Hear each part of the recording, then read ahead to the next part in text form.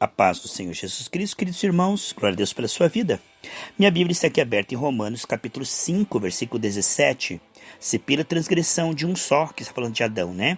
A morte reinou por meio dele. Muito mais, você crê nisso, amados? Muito mais, aqueles que recebem, você recebe? Aqueles que recebem de Deus a imensa provisão da graça e a dádiva da justiça, ser declarado justo por Deus em Cristo, né? Reinarão em vida por meio de um único homem, Jesus Cristo. Então, se pela desobediência de Adão vieram os efeitos da queda, né? Vieram a escassez, porque Deus não fez o homem para falta, mas para sobrar. Da escassez vem a angústia, da angústia vem a doença, da doença vem a morte. Então, esses foram os efeitos da desobediência de Adão. Mas aqui diz que muito mais veio sobre nós pela obediência de Cristo. Pela obediência de Cristo, nós reinaremos como reis nessa terra. Aqui diz que Cristo derrama sobre nós uma provisão imensa, transbordante de graça. Pelo sangue de Jesus somos perdoados. E a dádiva da justiça é ser declarado salvo, perdoado, filho, herdeiro, participante da família de Deus, tendo a oração sempre atendida, né, pelos métodos de Cristo.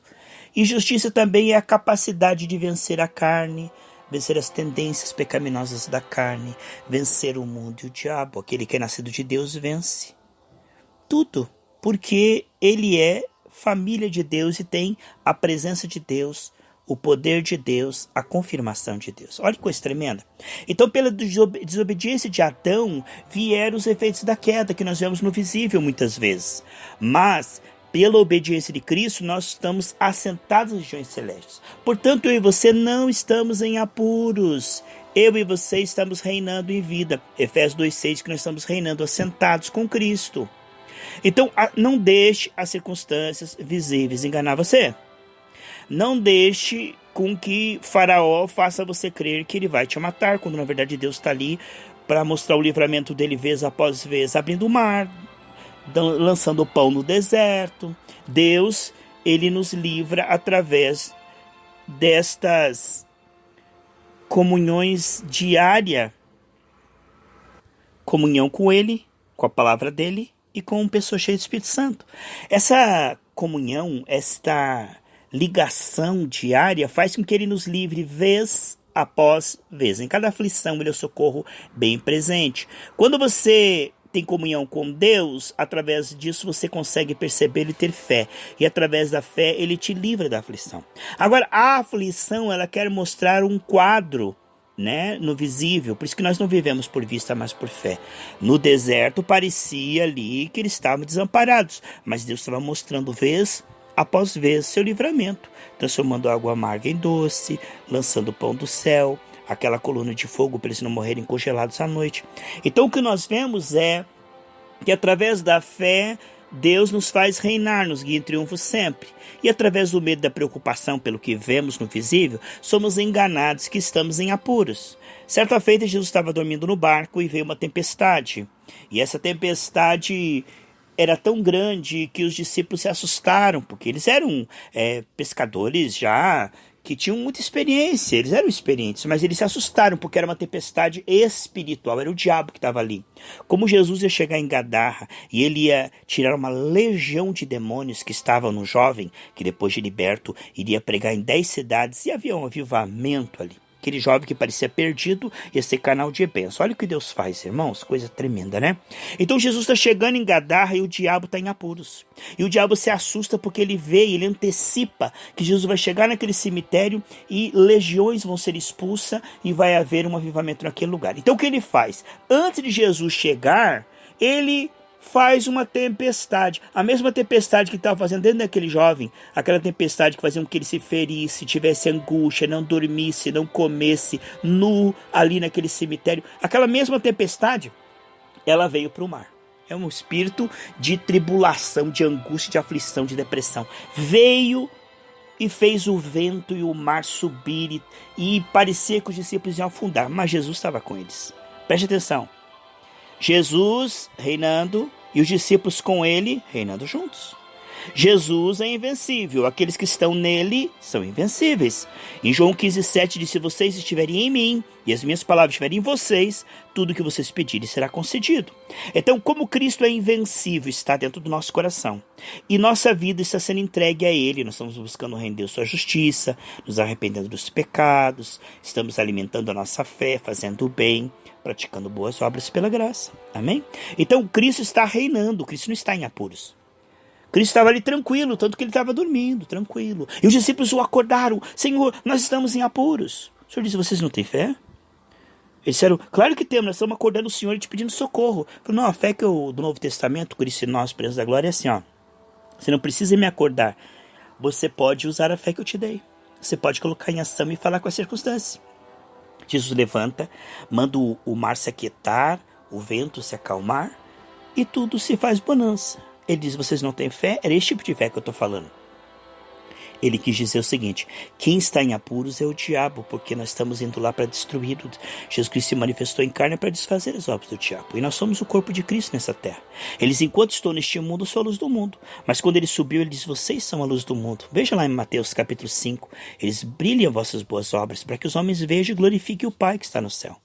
Temos esse tesouro em vaso de barro, para que toda a honra, toda a glória seja do Senhor Jesus Cristo. Aqui o que nós estamos vendo é que os discípulos pensavam que estavam em apuros. Mas quem estava em apuros era o diabo, mais do que derrotado. Derrotado para sempre, derrotado vez após vez. Assim como Sansão, enquanto temia o Senhor, clamava ao Senhor vez após vez, o Senhor o livrava. Assim o Senhor está conosco em todo o trajeto. E o Senhor é maior que o diabo. Entende? Portanto, já que o Senhor está conosco, Ele não está em apuros. Nós que estamos com Ele, não estamos em apuros. Quem está em apuros é o diabo, que está tentando contra nós em vão, porque toda ferramenta preparada contra nós não prosperará. Isaías 54:17. Lá em Isaías 54:15 diz: olha, poderão se levantar ataques contra você, mas não vem de mim não, diz o Senhor. Não é de mim que está vindo isso não. E todo aquele que se levantar contra você vai cair diante de você. Essa é a herança daqueles que temem o Senhor, que podem envergonhar e declarar culpado o inimigo e expulsá-lo, porque ele é derrotado. Nós estamos um corpo de carne, a terra Deus deu aos filhos dos homens. Salmo 115, versículo 16. O que estamos vendo aqui é que os discípulos acreditaram no visível. Eles foram impressionados por aquele ataque em vão das trevas, entende? Porque nós temos autoridade. E Lucas 10:19 diz que eu te dou autoridade, que é poder e direito de usar esse poder, sobre toda a força do diabo. E nada vos fará dano algum, de maneira alguma. Nada de maneira alguma vos fará dano algum. Então o que ele está dizendo é que se nós olharmos para as circunstâncias, antes de Deus fazer novos céus e nova terra, a batalha que está em andamento no visível quer nos fazer crer que estamos em apuros. Aí a pessoa fica preocupada, ansiosa. Se uma coisa está faltando, ela fica ansiosa. Se uma coisa está dando errado, ela fica preocupada. Mas o cara não entende que em Cristo nós somos guiados em triunfo sempre.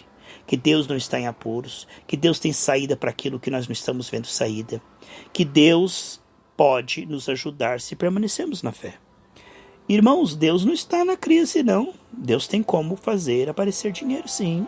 E mover corações e papéis. Deus tem como curar doenças desenganadas pela medicina. Deus tem como abrir portas onde não há porta. Deus tem como mudar a situação. Veja como Deus fez Isaac prosperar no ano da crise. O Salmo 37:19 diz que aqueles que temem ao Senhor, no ano da crise, terá sobra de dinheiro.